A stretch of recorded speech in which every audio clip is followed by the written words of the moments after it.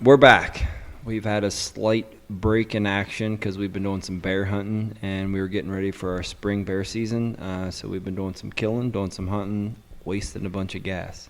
We're here with Sandon Chavez. Yes, sir. I'm just all excited. I got to kill my first bear. Get Something it done. I've looked forward to for a long time now. Give us a little background on yourself. I know you guide for other outfitters, or another outfitter, and how long you've been guiding. Just give us a little background. Yeah, yes, sir. So, come from northern Utah. Grew up hunting and kind of fell into this business. Found my way in the door. Been hunting all my life. Come from long line of hunters, and 19 or so when I realized you can actually make money doing what you love. So I kind of went all in and never looked back. Right on. So we have another guest, Josh Schrock. Go ahead and tell us about yourself, Schrock. Don't be bashful.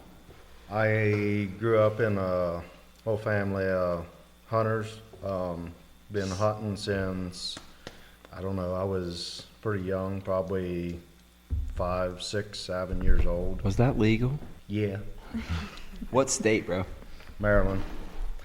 Easterners. Yep. I'm an Easterner, too. That's completely foreign to me. I'm jealous of old Sandon over here, born on the right side of the Mississippi. I didn't know it was the right side until I crossed it. Then I scrambled everything I could do for a couple of years to get back here. So what state were you living in for a little bit on the east? My wife got a job out of college and took us out to Indiana for a couple of years. It was beautiful, and I realized my heart, laid in these mountains. There's something just makes you feel a little, closer to our Creator when you're out here looking at all this. You might have liked it a little bit more if you come 400 more miles. And had another 10 years on top of it. So we're all guides here, and we keep talking about the hunting and the kill, but our struggles and our daily grind is the same as a guide. Whether you're hunting public land, private land, the guiding aspect, which us three, that's how we make most of our living, is off guiding, and those struggles are still the same. I don't care where you're hunting or what's going on, you're still dealing with a client. As a guide, when you get a hunter, they pay for your knowledge in the woods, and those people, you're dealing with their weaknesses, your weaknesses, their strengths, your strengths. It's still the same. You have to come up with a game plan, come up with a strategic idea of how to kill this animal, and the process is still the same no matter what ground you're hunting. From top to bottom, I've done a lot of public land stuff too. Success is success. You're putting hard work. And hard work to a 20-year-old kid that's in shape might be 2-3 miles and, a heavy backpack. Hard work to, a disabled vet or an older guy might be, bouncing around on a rocky road in a 300-400 yard stalk. And the same struggle is the same. That distance is almost equal. I mean, when you're getting a guy through deadfall and river crossings, and they're not used to walking on the terrain that we're used to every day. And I hear guys that are like, you guys are billy goats. And I honestly think that the reason why that we walk so much better is because we learn to place our feet. We learn what is slippery, what ground is unstable, so we don't make any uneasy steps. Our steps are all fluent. It might take a guy 5 steps to get through that, and you as a guide, when you've hiked hundreds of, literally thousands of miles in a year, you know exactly where to put your foot. You don't take any wrong steps, and that's a big thing when it comes to hunting mountains. Without a doubt. I think part of the things we have to advantage for us from somebody that's just coming out for the first time or, watched some hunting shows or read some forums is we find out what gear works. And as simple as just what you're talking about is terrain, slippy things, how to place your foot, how to walk off pressure is, down to, if you're hunting rocky stuff or steep terrain, a stiff boot will save your feet and make you safer walking some of the steep country versus a guy coming, that has a good pair of boots, but he's hiking a flat mile to get into his tree stand. They don't work out here. So all you guys with those Irish setters, leave them at home. Leave them on the other side of the Missouri. You need some stiff mountain boots. Most of the terrain in the West is going to be rocky for one, and it's going to be steep most of the time. That's just That's pretty much how it goes across the board. If you want to find game, because I say it rocky and steep, and that's where you're going to find the animals, because that's where most people don't want to go. And that's where you're going to find those animals, and that's where that gear comes in handy to get into those places that are hard to get into. It just makes it a little more comfortable, a little more accessible. Sandon and I have talked. I've known Sandon for quite some time because of the Harrisburg Sports Show. A lot about high fence hunting and how strategic and smart the bulls get over being called to when they're trapped. And they're not trapped. Well, there I go, talking down on the whole deal. Hey, so. you can't hurt my feelings. It's you hear it all in this. It really goes both ways. But, growing up, hunting public land, competing, with every other public land hunter, whether you're off the road or, you've backpacked in and you're bumping into people, it comes with a lot of challenges. To be honest with you, I kind of turned my nose up on it too. I couldn't see how that even, appealed to people on why they would want to go shoot something like that. And then kind of got my feet in the door, and it was an eye-opening experience to the first time, there's a bull in front of you and think, it's a slam dunk. Heck, he can't get out this back ridge, and, you're hiking in on him and he's vanished. Well, you get back down to the mountain, he's grazing back, the same meadow up on top of the pines, and to, having a 7-year-old guy that's dreamed of finally killing an elk, to two brothers and a father are talking, always dreamed of coming out west elk hunting, and they were never able to do it as a family. And dad passes and the brothers realize, hey, life travels pretty quick, to come out and use dad's rifle and kind of do something together, and have a grown man cry. You kind of forget about where you're at, and it's The success, not of the kill, of the hunt. And to be honest with you, you don't know, besides getting in there, we're fortunate enough to have a big enough piece of property that you don't see. How many acres is it? Orders. I think there's roughly around 10. Right on. That's a good chunk of ground. It is, yep. Schrock, do you have any input on the high fence, bro? Not What real. did you think about it the first time when I told you I was like Sandon guides and the high fence?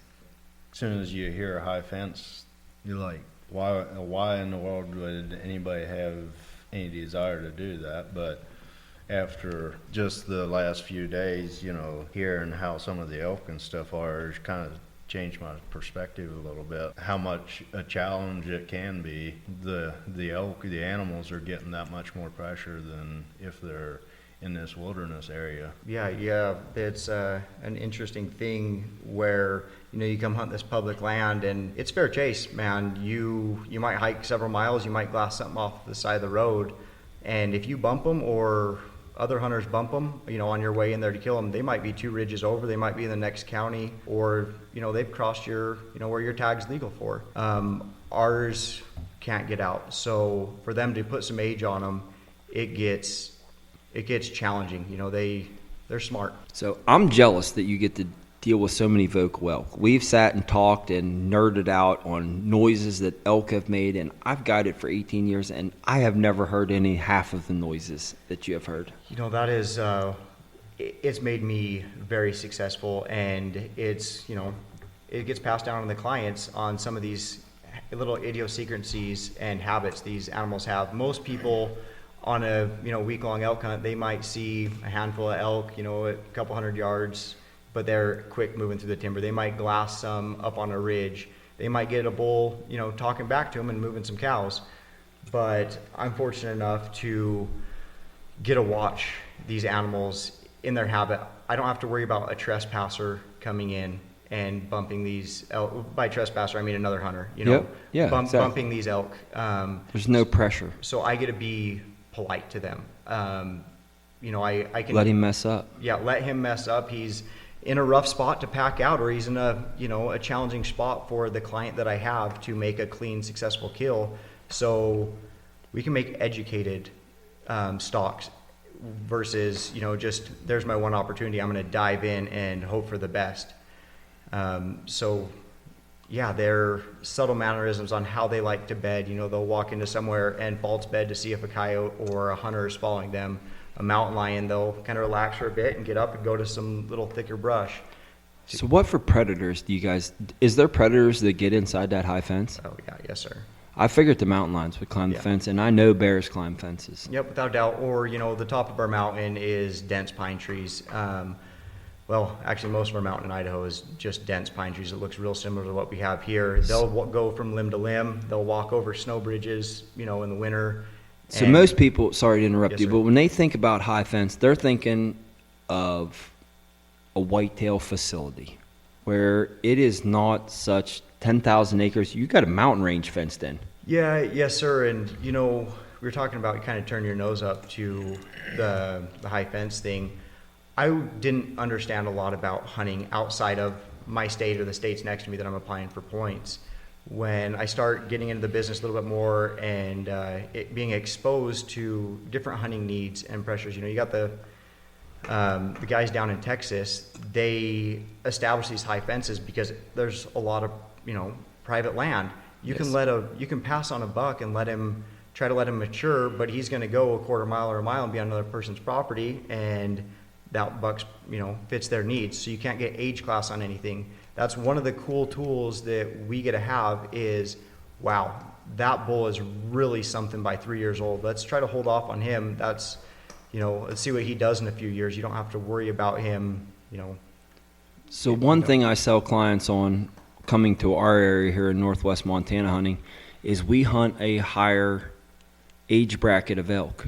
And that's kind of what you're telling me. But our age bracket of elk gets there because of rugged terrain and heavy timber. Most guys don't want to put out the effort in our country to get the job done. And that's just plain and simple across the board. And the bulls and the cows, everything is a higher age bracket, I believe, in this area because of our terrain. Would you agree this is your first time in this country?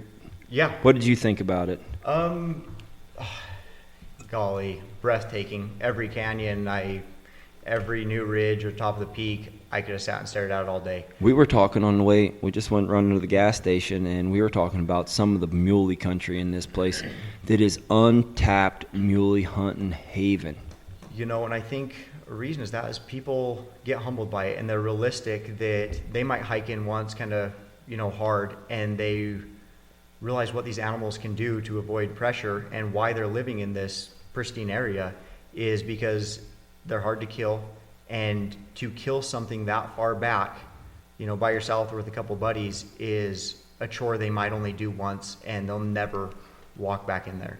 Yeah, to hunt some of our rugged canyons, to do it 2 days in a row takes a lot of effort. And 3-4 miles in rugged terrain is absolutely strenuous. Running a lap around your local track and field, that's not very hard. Or walking down the street 3-4 miles, that's not bad. You're stepping over blowdown, slipping, falling, climbing up steep grades.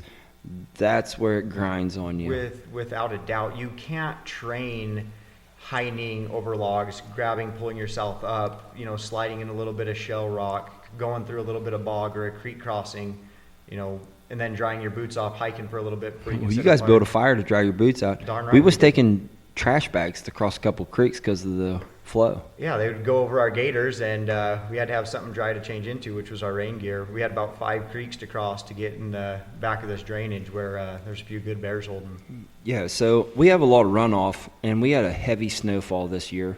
So our runoff has been kind of slowly starting, and it's got cold, and it's frozen the high country. It snowed 3 days ago in the high country here.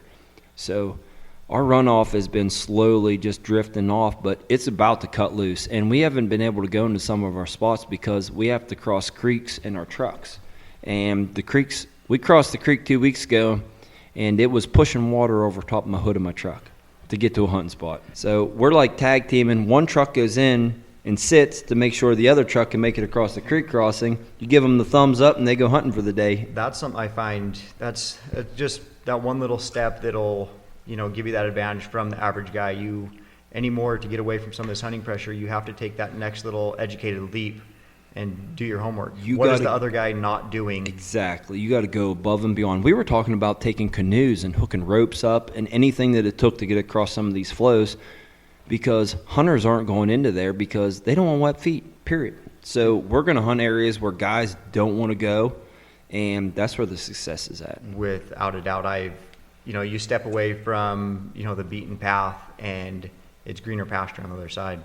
It's as rugged as we don't usually see this kind of rugged country until we get 7, 8, 9,000 feet. We're hitting it at 35. Yeah.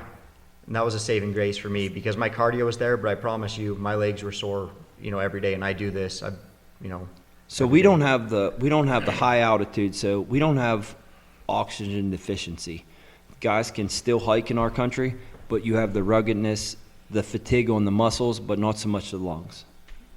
For me personally, I guess for everybody. Yeah. It was a blessing from anybody coming from high or anybody coming from the East Coast. We get guys coming from the dream hunts where they don't have elk. That's why guys are coming out west. Yep. It's California or, with a hard draw. It's Pennsylvania with a hard draw, or the bordering states around there where they see it on TV shows, and they're diehard turkey hunters. And to hear something talk to you and you can communicate to hunt, it piques people's interest. So back to these bears. How many bears did you see this week? I thought I'd be able to pick them out pretty quick. My guide would look at the same hillside and be like, there's a bear.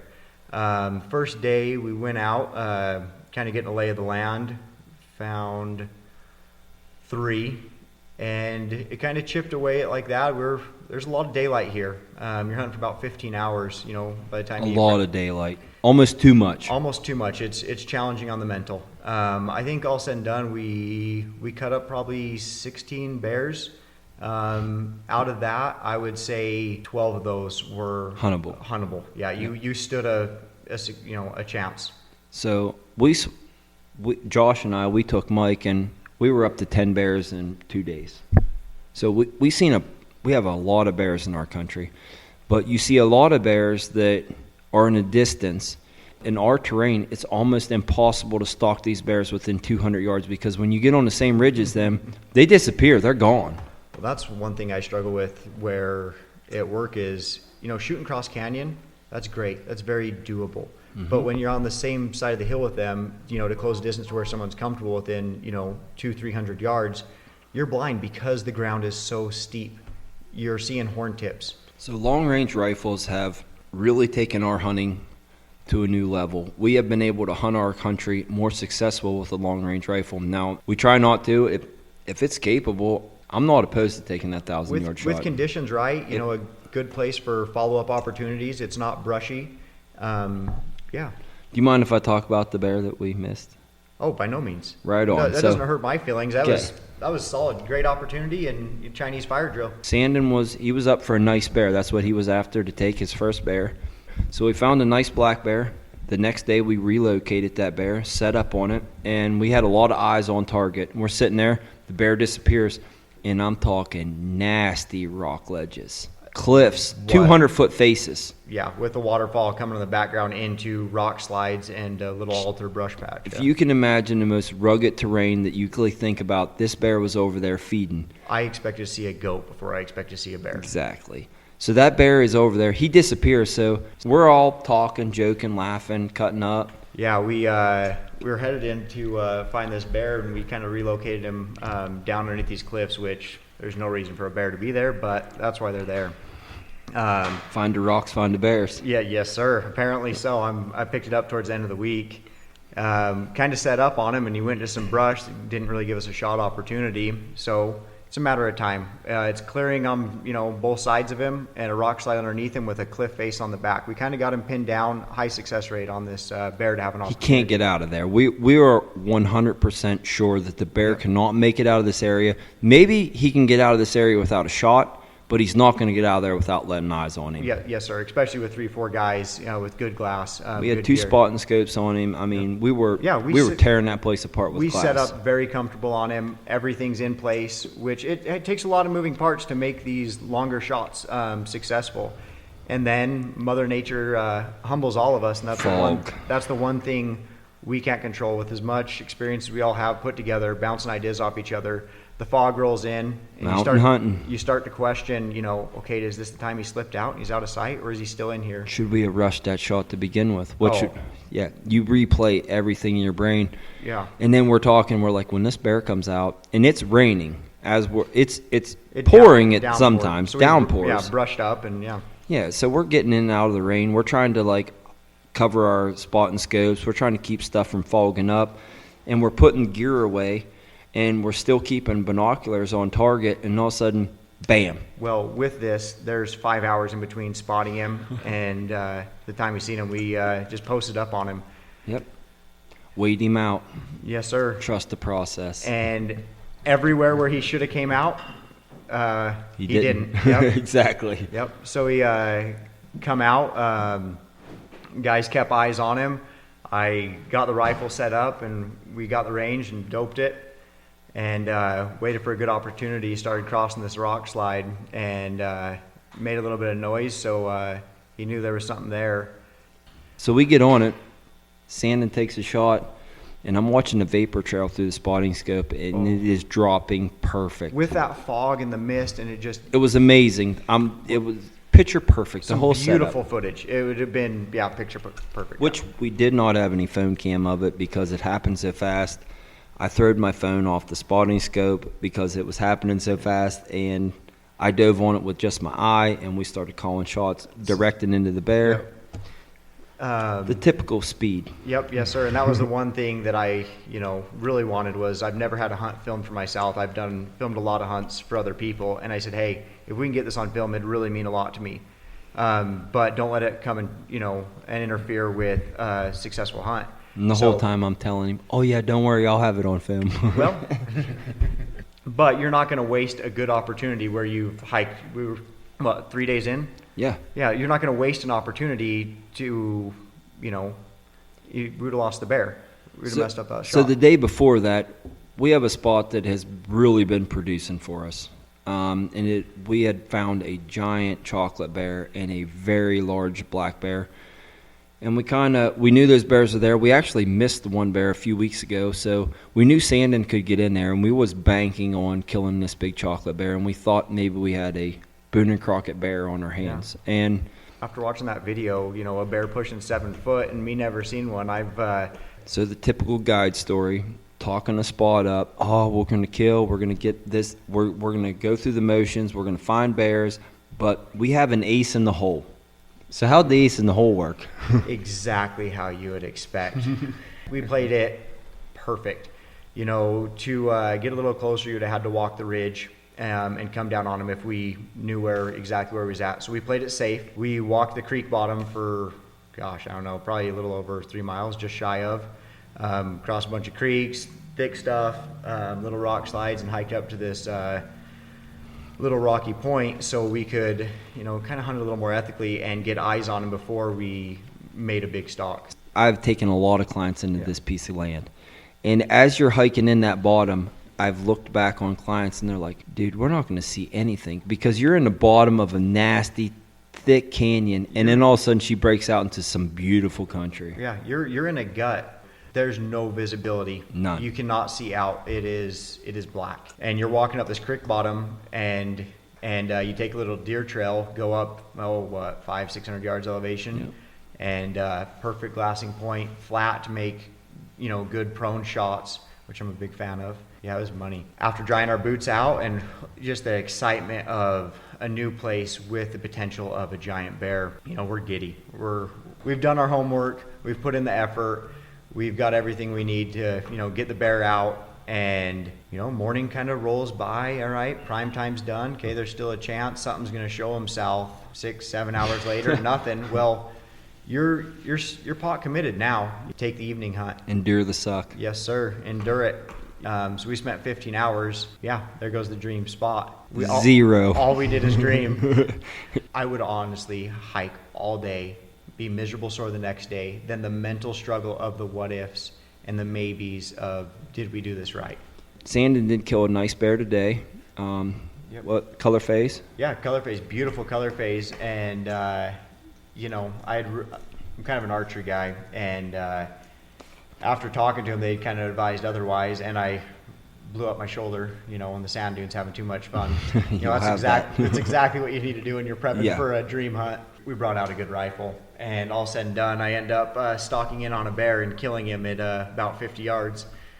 It's all that long range and all the stuff before, and then it's 50 yards, which is even better. That's what it's all about. There's no situation I can think of, as long as the animal is behaving, that I would not try to get closer. I don't care if I'm 250. If I can get 150 to a better spot, that's what I want to do. It's all about the stalk. Yep. Honestly, that's the funnest part about it. It's that unknown when the animal disappears and you're covering ground, and the whole time your brain is just working like gears. You're like, is it there? Has it been spooked? Did it move off? And all of a sudden you pop up over a ridge and he's still in the same spot. Yeah, that's when you know you did the right thing, because you'll always question yourself. It doesn't matter how much experience you have, how much time you've spent in the woods. You're watching the animals. This worked before, this doesn't, and you do what's right in your gut and what feels good to you. And when it all comes together, there's no better feeling. Bang, dead bear. You've earned it, stud bear. There's nothing better than the success of a kill of a hunt, especially after you've grinded for multiple days, suffering. Our weather has not been good at all this week. We have had rain, fog. It's been nasty. Yeah, we've had about all of it. So Sandon, they were coming out early, and I called them and I told them that we had not seen many bears, and I was really concerned about the amount of snow that we had, about having to travel so far to get into the bears because they were up so high. And we bumped it back a little bit, and the timing worked out great. I mean, this is the most bears we spotted was this week. No kidding. That's just one of those things. Booking with you guys, you always pick an outfitter's brain. Hey, when would you go on this hunt?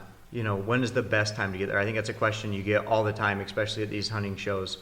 When would you go there? And you want to give the people the honest opportunity, and you tell them about the year past, because that's the most relevant information that you have. And I want to give you guys credit for that, to reach out ahead and to kind of shift dates around to kind of provide them, the best honest opportunity. We're small, and we try to do more quality. If I would have had those guys come out, I was really banking on killing some bears with these guys, because I knew Sandon was very capable of making anything happen just because of his knowledge in the woods. It was super cool to have a young guide go with an experienced guide and guide him.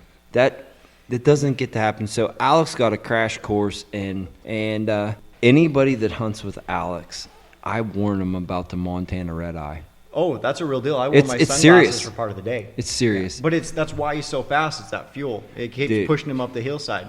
Yeah, I was far enough behind. I couldn't smell his farts, but you could sure hear them. My grandpap told me a farting man's the one to hire, and a farting horse will never tire.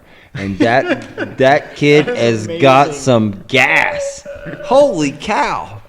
I've never seen it, honestly. That tank don't run on E. Dude, high energy. He really did a good job. From top to bottom, he cared. You could tell he really wanted it, and he was making all the right choices at the right time. And I got to give him a little bit of credit there too, is in moments of unsure, where you're always questioning yourself when you have someone's success in your hands. Mm-hmm. And for him to ask me, and knowing that, my years of doing this, what would you do in this situation? Or he would tell me a plan, and he says, how would you work that? Yeah. So we'd bounce ideas off each other, and with his knowledge of knowing this ground and me having, a little bit more miles on my boots, it all come together. And I think that's a big deal, is teamwork between the outfitter or the guide and the hunter. So you're telling me that the guide doesn't do all the work? Everybody wants to think, well, the guide's doing all the work. The guide is just there to help along with it. I mean, he's there to know the country, know the animal. It keeps you safe. Hey, we shouldn't make that push right now because the way those clouds are rolling. Fog's coming. Yeah. So let's hold back instead of bumping them out of there. There's a lot to be said about that. So now you have a professional guide being guided by a professional guide. Now you're stacking two skills together. You can go make stuff happen. It just improves your odds. It's more tools. It's it. It's That's just it. Nothing but more tools and a higher success rate, without a doubt. Yep. And I dove in there. It was actually quite nice. You tore off the see-through pants because you didn't want to be able to see how big it is. You didn't have to brag it up, and you guys pulled you two together and made it happen. Yeah, and that's Yeah, it made it so much easier. But it was nice to not to have to get your hands bloody and gut an animal. But we were also in there, skinning it out together. You couldn't do it. I couldn't resist. I stood it back as long as I could. I know. And I was like, hey, do you mind if I try that? Or have you seen this trick? It made it go real quick. That's what I was hoping for this experience of you two being together. Honestly. This is my first guided hunt, and this is my first experience, as it with you guys. And he, tried to cheer you up when you were low, tried to, settle you down when you're excited. And, it was a mutual, you share that experience. It's a common goal. He wants you to be successful. You want to harvest an animal, and that's good for everybody. Most guides are heartbroken if a kill doesn't happen. Yeah, I've been there. It hurts. It hurts. It doesn't hurt your ego so much, but you know how much that the client has put into it, and you know how much that you put into it. The guide wants that to happen. He wants the success of a kill, also the success of the camaraderie, the communication. All that has to happen. When you have two good hunters together, and you take your experience and you take someone else's experience of the land, like you said, you can make some stuff happen. It changes things. Oh, dude, your percentage goes skyrocketed in killing animals. Oh, so, guiding for as long as he's been hunting. Exactly. And in this business, you don't grow slowly if you're going to make it. You grow fast because you're with guys that do this every day. You take a little piece from everybody along the way. And that was an interesting experience for me. And so I kind of stepped back and imagined myself in his shoes when I was, 20, 21 years old. I've guided quite a few guides and people with wealth of knowledge. They probably forgot what I know. And you know what? There's some humble people. Most of them are very good. They're listening to you because it doesn't matter if they've hunted elk their whole life. They've never hunted elk in your backyard. That's right. And so that was like here. I've never hunted bears. I've never had a tag in Montana. And this kid, he grew up right here. His dad grew up right here. So does uncle. They know these woods well, and a wealth of knowledge. Every question with little trees, drainages. The guy was never turned. I feel like you could have closed his eyes, spun him around, and dropped him off, and he would have got you out there. So felt like I was in good hands. When you have that gut feeling like, hey, this is what we need to do to make this opportunity, that's what you want to do, but you don't want to step on someone's toes that has experience in these woods on you. So you have to trust, the process or their opinion, because they want you to kill almost as bad, if not more, than you, because that's what they're getting paid for. And that's guides across the country. Yeah. I mean, if you have a hardcore guide, that guy, my guy wanted a cinnamon bear. And this was the last day of the hunt, and we were trying to be back to the lodge at 4:30. That way they could get ready to leave for the next day. We finally laid eyes on a cinnamon bear. The bear that we had been looking for this whole entire time. We found multiple cinnamon cubs with bears, but we had not found any big, mature bears. Finally, we glassed the cinnamon bear.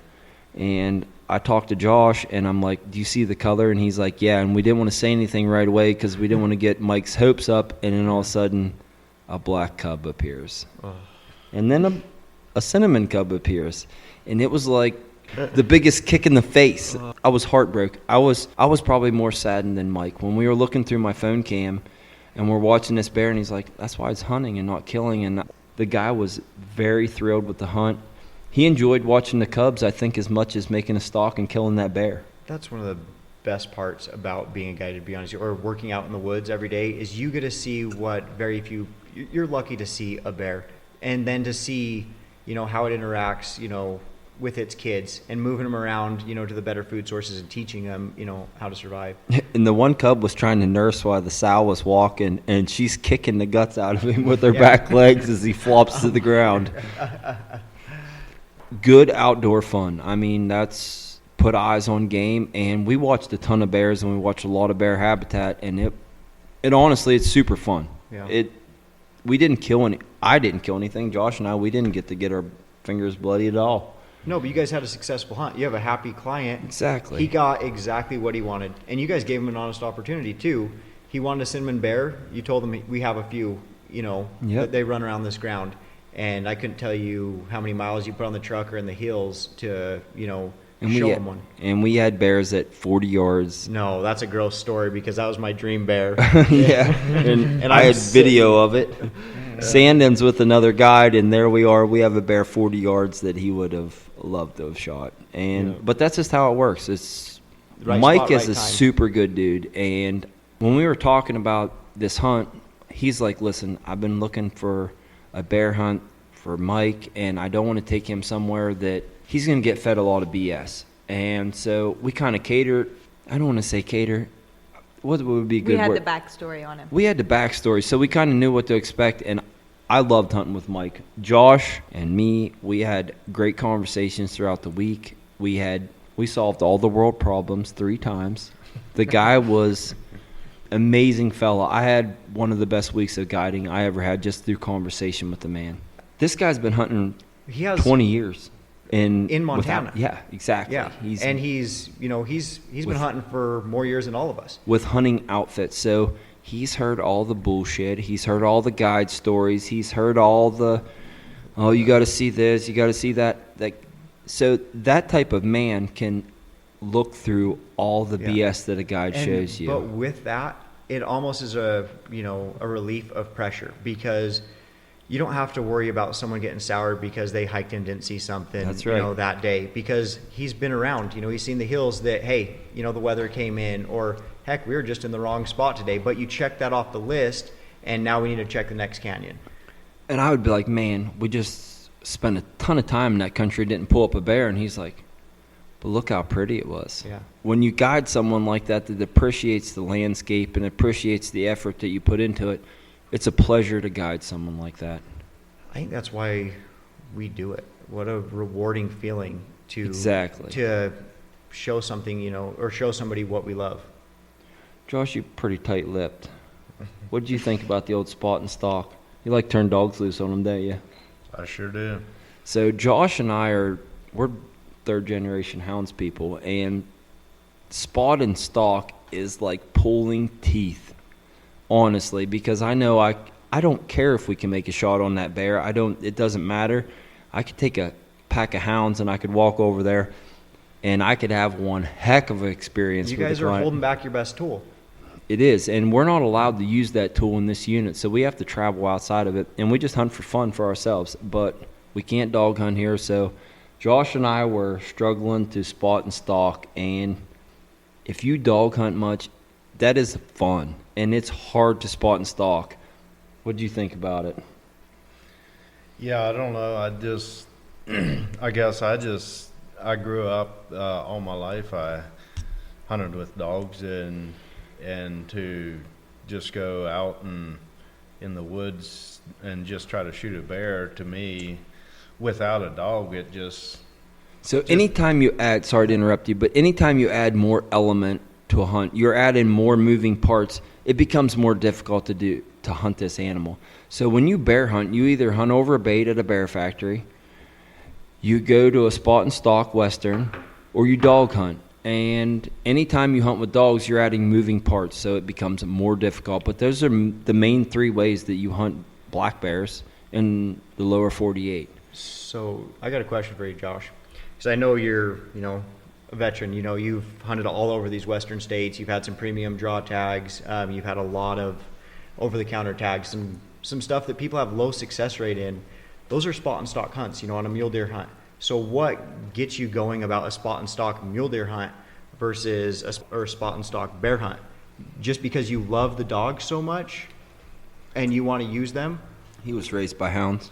I was raised by hounds, so You should see how he cleans himself. I groomed him and cut his nails today.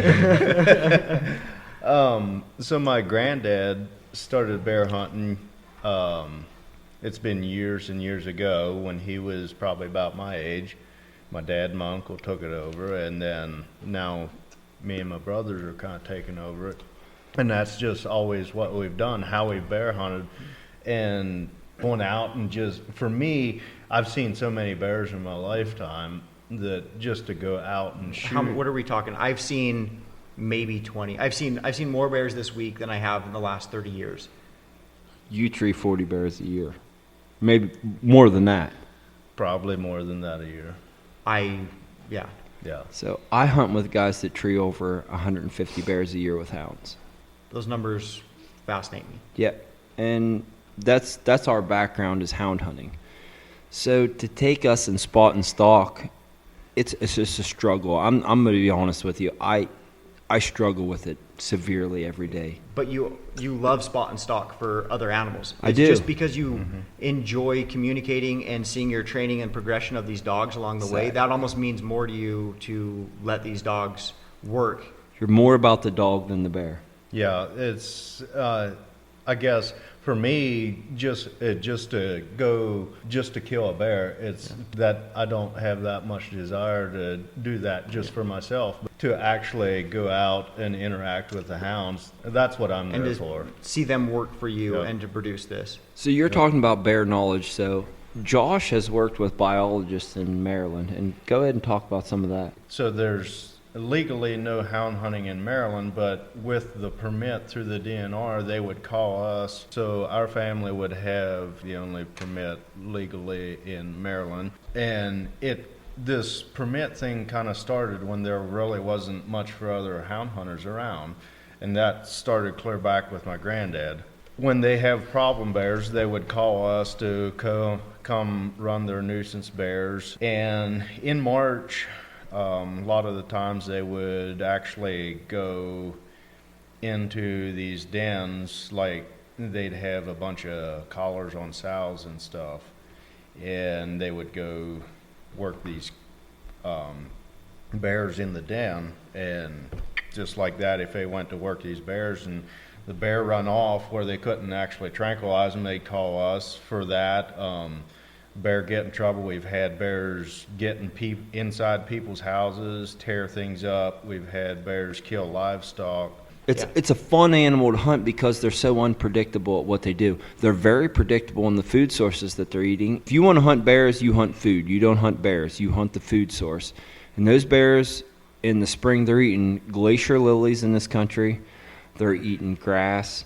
And then they're going to go to eat morel mushrooms. And they eat a ton of... A bear is an opportunist. And it is the hardest animal to stalk. And I don't care what anybody calls or comments on any of this. They have no rhyme or reason. If you spot an elk or a deer, usually that animal stays on an elevation and he's walking a game trail. These bears feed in 7 different directions in 30 seconds. It blew my mind. It's crazy. I've made 5 stalks in one day with an archery guy and never been successful on killing one. There's no rhyme or reason to them. You can't predict them, you can't pattern them, and that was different from hunting mule deer or Exactly. anything until your last day. Yeah. Yeah, that's how it works. The last day bears, last day elk, last day muleys, that's... When it all comes, when it's right, Yeah. it's right. A spring bear hunt, it's nonchalant at our hunting outfit in the spring. We had 2 clients this week. So more than likely, we don't have more than 5 clients a week. So it is very, very low-key camp. It was really nice because you get the attention that you would want with, spending this kind of money to come out on a hunt. It felt personal, and there's a lot of pirates in this business that they want a number. They don't care. They still do a tag. Pirates. Good name. That's exactly what they are. Oi matey. They just, they want their money. They don't care if you return. A lot of them don't last because that is your best advertisement is a happy hunter. Whether he killed or not, as long as you gave him what he needed, what he expected out of this hunt, and you worked hard, they'll tell their friends about it. They'll rebook. They might not come every year, but they'll come again. If you go hunting for 5 days and you work that hard together, most people don't struggle. But if you struggle through something with a common goal, it's a bonding experience. And then you take something's life to provide food for your family and to put a memory on your wall. That's something only the 2 of you will share what happened during that week. That's a fact. So Josh has did a bunch of DIY, and he's hunted all over solo, all by himself. And I just learned, which made me feel like an inferior hunter, that he hasn't been hunting the western states until he was 20. I've been hunting here since I've been 7 or 8. And he's pretty knowledgeable about this country. And the fact that he can put that much together in 10 years is pretty hardcore. That's a lot of time in the brush. I mean, you cannot learn that by watching YouTube or podcasts. You are boots on the ground. Yeah. You're grinding it. You have to do that if you're real serious about learning or. So say that some of these areas that you did DIYs, say that you could hired an outfitter for that area and you took your knowledge of hunting and all your ability and your gear and your tactics and you hired a guide from that area, how much more successful do you think you'd have been? A lot more. So I went on a moose hunt last fall in Alaska. The start of it would have been, I guess I knew a buddy that flew with a pilot, and that gave me my first connection. Okay. And the moose is something you always wanted to pursue. I've always wanted to do that, and I was fortunate to do it. It took a lot of research. Guess my buddy was up there in 16, flew with this pilot. He gave me his number. I called the pilot. I called the biologist for that area, asked about moose numbers. Talk to the biologist. That's a big thing that I imagine most hunters do not do. No, and that's like your first connection. That is. Mike is our biologist here, and he is super knowledgeable, and you can bounce information off him, and he's always open for conversation. And that's something that a lot of hunters out there might want to keep in the memory bank. I think that's a huge overlooked. It is. Yeah. I overlooked it 1,000 times. Yeah. They're always willing to help and share information. That is. That's what they're there for, is yes, for sir. hunting. They're there for conservation. They're there for the animal. Unfortunately, it didn't work out there. I had a good time. Why didn't it work out? Tell it how it is. Tell it how it is. Let it rip. Okay. So we flew in with this pilot. Kind of told him what we was looking for. We wanted to be dropped at an area we could get up high to glass, even if it was really swampy tundra stuff. You couldn't get around really well. We could at least get up high in glass. The first downfall of that was he dropped us in a hole, is what I call it. So he dropped us on a lake. It was almost like a hole between two ridges. The lowest elevation possible. Yeah. It's the best to glass up, yeah. And then you... Glass the lake. Do you see any trout rise? No, it didn't. Did see a few pike. Couldn't get up high to glass. When we got in there, after being in there for a couple days, we moved around, hunted some, and there just was not the moose sign. And the brush was 12 to 15 feet tall. You couldn't see. I tried to climb. Was it wet? trees. It was very wet. Ugh. You didn't know if you was sinking into your knees or your hips. Did you wear waders? Yes, I did. Ugh, hiking in waders. And My worst nightmare. Yep. Soggy boot, chafing, sweating. Yep. Stinking. Yeah. It was nasty. Anyhow, so we was there for three to 4 days, and it was in the middle of the day. We was out hunting. Once we heard this plane come flying in, and we actually thought he was going to land on the lake there where we was at. And he landed just across the ridge. And here we didn't know this, but there was another camp right across the ridge from another outfitter. And how many days have you been hunting there? 4 days. You've been stuck in this little boggy hole. We're stuck. We Yeah. can't move. Yeah. You more or can't less see got anything. catfished. Yeah. Yeah. That didn't help anything. And then the next couple days after that, we heard the Argos, them swamp buggies, running around over there. Heard somebody had music on one time. This wasn't helping the situation. And you're supposed to be in your dream backcountry. Yeah, Alaska, and you're drop-in. hearing music. Yeah. So It's public land, baby. we was in there for 7 days, and there was not sign of hardly any moose. And it was like, we're not going to stay in here. It was supposed to be in kind of the deal that we would be able to get moved to a different location for a not much more on the price.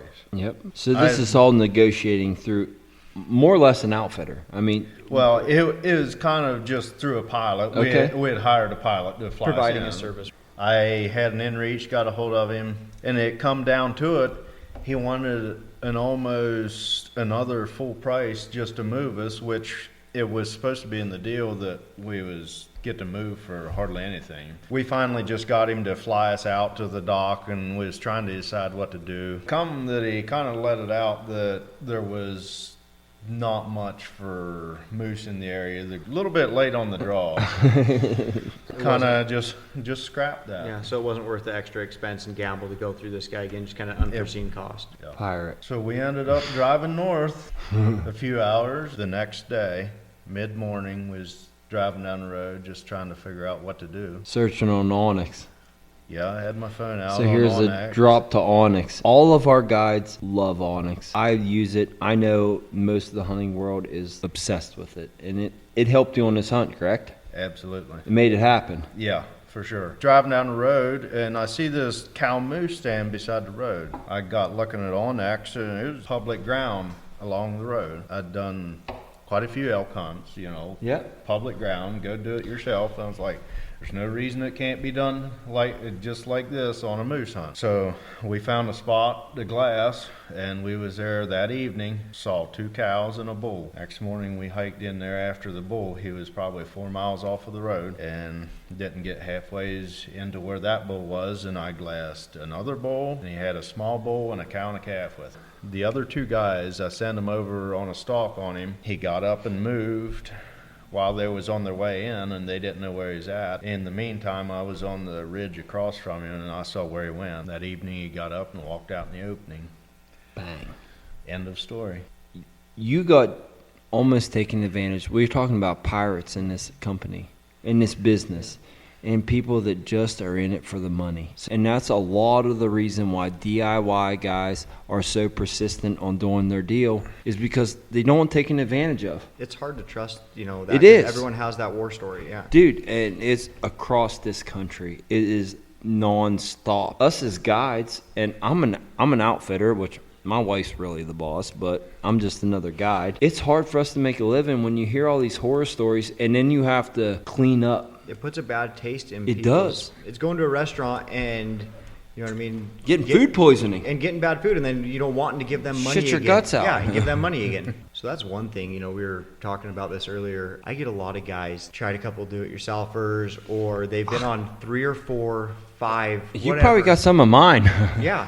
Honestly. Yeah, they've been on some hard, tough hunts. Or like, oh, you should have been here last week, or one guy in camp kills, and so they're $5,000 into this thing, plus a week off of work and a plane ticket and time away from the family. They might have enjoyed themselves and enjoyed the people there and had some good stories, but they really are after An elk. Or they want to see an elk. the even. animal there's that a lot they're of people after. that never see one, or maybe they they're promised a solid bull and they get a spike or a small raggy. Dude. And that's what converts a lot of people over to try this. Yeah, I agree. They've earned giant with the amount of miles they put in, the hours, the lack of sleep, eating backpack food for days.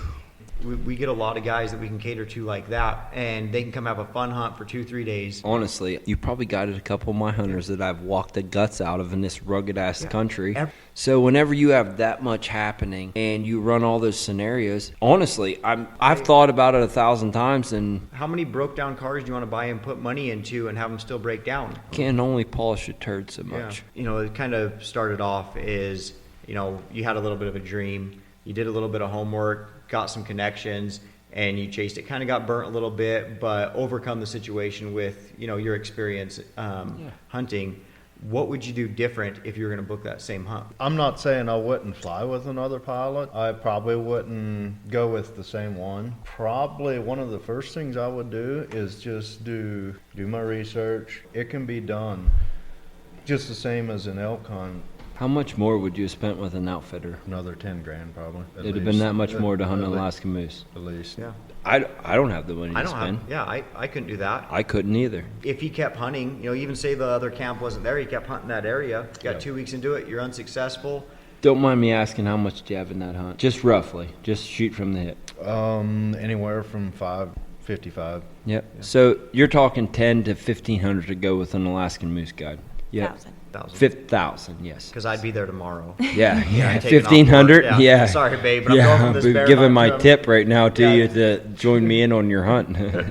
But you also have to realize that Josh is a DIY hunter that's put a lot of time and effort into this. For someone that's new coming into hunting, the odds of them going up there in the same scenario and actually tagging a bull moose would have been a lot harder.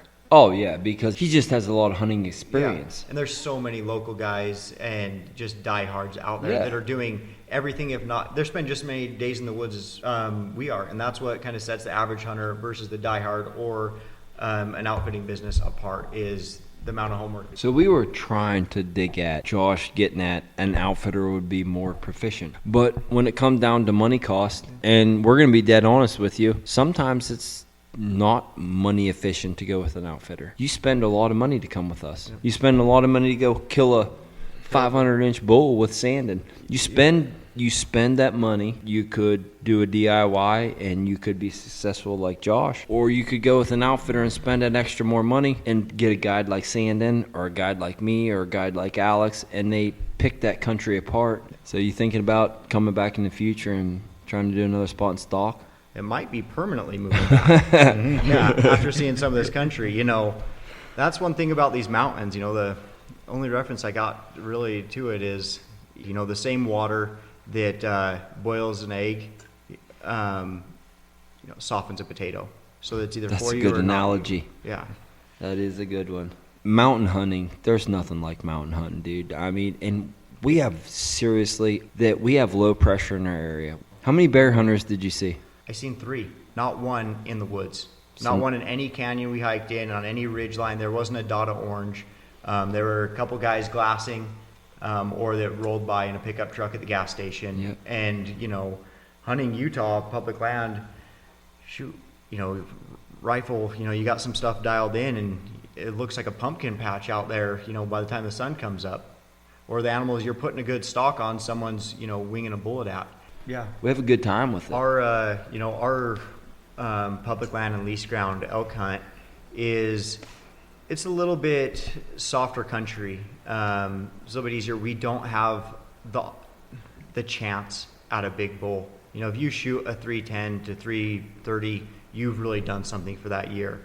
Out here, it's a little tougher hunt. Some of these guys want that little more rugged hunt, but there's an opportunity for that next level bull out here. So you saw a big bull this week. Oh, he's going to be somebody. They've just, shed their antlers, but after watching elk and seeing them grow like I get to do for the last 10 years plus. Sandon gets to kill 550 bulls with clients.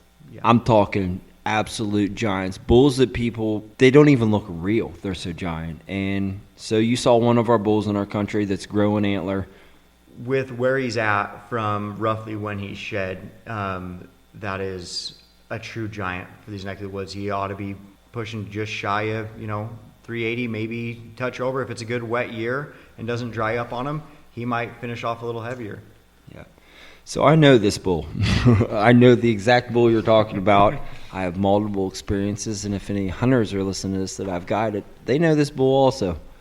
And so we get experiences with these bulls. We have the opportunity to kill big ones, but I called 11 bulls in, and I never killed a bull. And it's just a struggle of a guided hunt. Yep. And you do everything in your power to put the opportunity in front of them, but sometimes you can't, you can't pull the trigger for them. No. And it's just how it happens. It's hunting scenarios, and you can replay it 1,000 times, and you can do it. If my aunt had nuts, she'd be my uncle. And that's just how I'd like to say it. I mean, that's how it works. You're shooting from the hip, not literally spur of the moment thought you have to move. It could be the moment of making 2 steps, could be the difference of killing the bull of a lifetime. Yeah. How many of your clients seen that bull? I called him in one time last year, and I called him in for 7 minutes 2 years ago. So you've had 2 guys put eyes on a bull of that caliber. And bull. That particular bull. Now, I have a couple bulls that are that caliber in different canyons. Yeah. But that bull specifically, that area gets hunted quite heavily in archery season. And that bull is super clever. He has escaped everybody for the last probably 5 or 6 years. After he's matured. Yep. I mean, we've been chasing him since he's been 340 plus, and those bulls change their habits, just like people. They do. When you hit 30, okay, After you hit 40, 45, you start living your life a little different for most people. Exactly. And we have yet to find this bull shed horns. And Alex is nutty, which Die I hard. know you're nutty Yeah. about sheds. One of my passions. Josh and I, we wouldn't pack a moose shed out to save our lives. I'd kick it over the bank. I'm just not into it. That shed hunting, let's talk about that a little bit. You guys shed hunt a bunch. And Alex, he goes on and on and on that he likes to find these shed antlers. And he'd almost rather find a shed than kill the bull. And I heard you say that also. I'm not a shed hunter. I hate it. But why? Tell me why you don't like it, because to me, it's a tool. So I With a love to reward. go and I love to learn elk habitat. I love to learn when the bulls, where they've been. I love everything that you guys probably like about it. I'm not into packing elk sheds out of the mountain. I'm just not. I'll look at it and be like, yeah, it's great. But that chocolate brown, I like it better when it's attached to a skull plate. I see where you're coming from, but that's only once. That's it. Once it's dead, it's dead. You outsmarted that bull. You patterned him, or you got dumb lucky. Whatever happened in your hunt. With sheds, I guess what's so fascinating to me is for something to get mature. Through all the predators, the lions, the winners, the hunters, the fighting. During the mating season. After I've put in the homework, he's outsmarted me on the mountain range. I've relocated him, wherever he's going to winter. You have to step or be within eyesight of that one moment in time when that animal popped its horns off. And to me, that is a feat, and it is harder and more challenging than to kill a mature animal, to find that exact animal's horns. And then sometimes you're finding them year after year. It makes you better. You have to hone in. It's just more education about the animal. How do they act when you're not hunting them? How are they acting when they're giving birth, when they're wintering? People are only chasing these animals for 2 weeks out of the whole year. That's all they know about them is during that month. That's a fact. It'll improve your odds the more homework you do. I agree 100%. And then, if you kill the animal, it's dead. There's no more mystery of, oh my gosh, is he getting bigger this year? Did someone kill him during hunting season? So I take that shed hunting and I roll it into my mountain lion hunting. And I chase a lion through that premier country where you guys are shed hunting and you're trying to find those where those bulls are wintering. I'm chasing lions in that country, and that's your homework. Too. That's You're my figuring homework. out when and how they're acting at that Exactly. time. And if you do that, that's how you improve your chances finding these cats.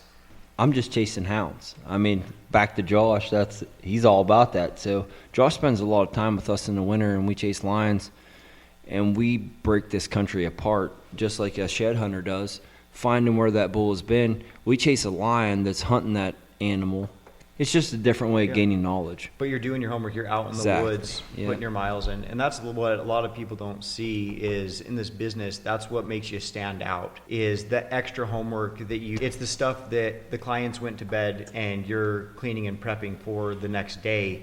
It's the unforeseen things that you do to, put the advantage, Getting up for in the them. mornings, going to glassing when no one's here at the camp, burn hours and hours in fuel trying to find animals as we kind of know where they're at. I think that's one of the big benefits of booking with an outfitter. Exactly. And especially, you have to do your homework and kind of weed That's a through good them or take references.